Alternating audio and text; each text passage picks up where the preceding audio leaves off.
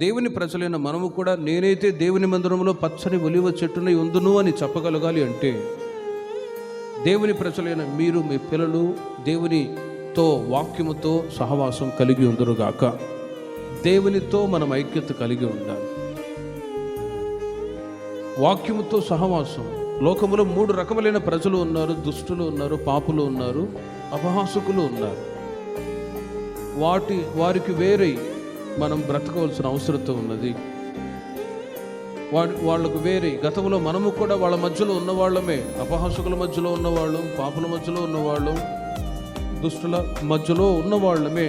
But మిమ్మల్ని, మీ పిల్లల్ని దేవుడు ఏం చేశాడు? వారిలో నుండి వేరు చేసి ఈ సంఘ సహవాసానికి తీసుకొచ్చి దేవునితో ఐక్యత కలిగి ఉండేటట్లు మిమ్మల్ని ప్రభు ఇక్కడికి తీసుకొచ్చాడు.